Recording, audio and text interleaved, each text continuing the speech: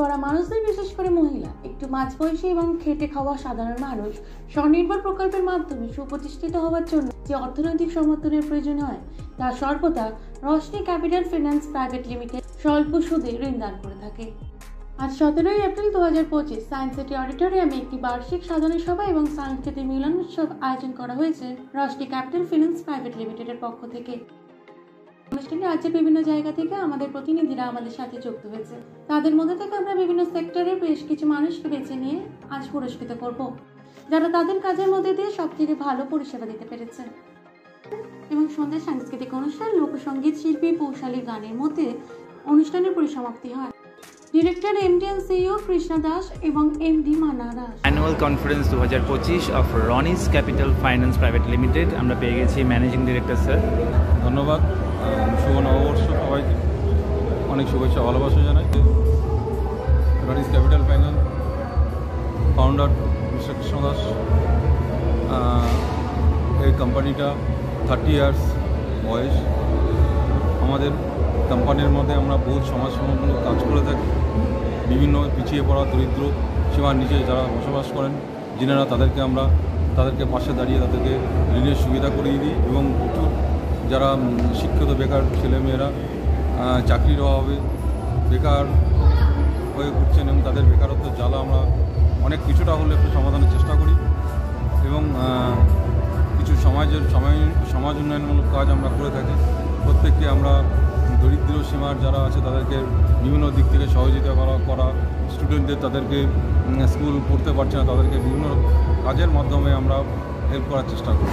কতজন মেম্বার্স বা ওয়ার্কার্স আপনাদের এখন স্যার আছে আনুমানিক? এই মুহূর্তে আমাদের 6 থেকে 6.5 ওয়ার্কার এবং টোটাল আমরা লোনি মেম্বার নেই করে আমাদের 4-5 লক্ষ লোনি মেম্বার, মানে প্যান ইন্ডিয়া, পুরো ইন্ডিয়া ছড়িয়ে। নমস্কার, আমি মনা দাস, রনিক্স ক্যাপিটাল মাইক্রো ফাইন্যান্সের এমডি।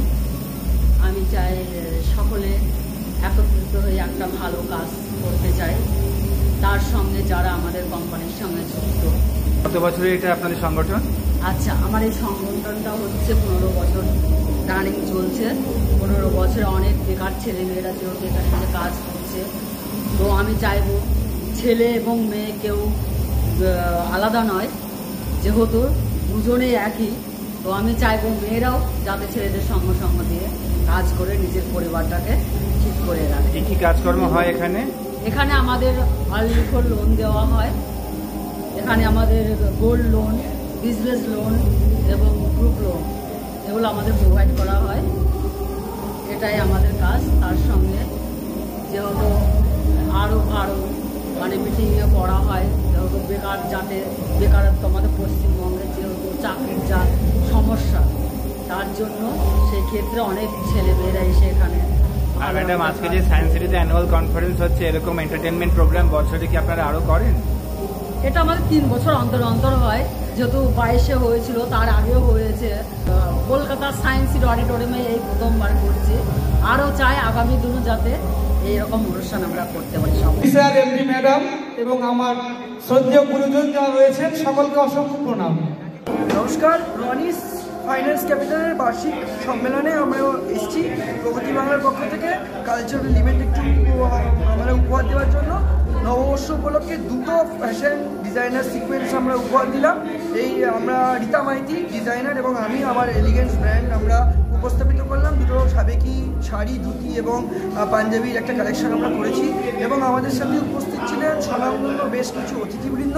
তাদের মধ্যে advocate Jayanta Narayan Chatterjee, senior advocate of Calcutta high court উপস্থিত ছিলেন এবং এখন যারা দাঁড়িয়ে আছেন, যাদেরকে দেখছেন, তারা সবাই আমার সিকোয়েন্সে র্যাম্প ওয়াকে তারা পার্টিসিপেট করেছেন অ্যাজ শো স্টপার।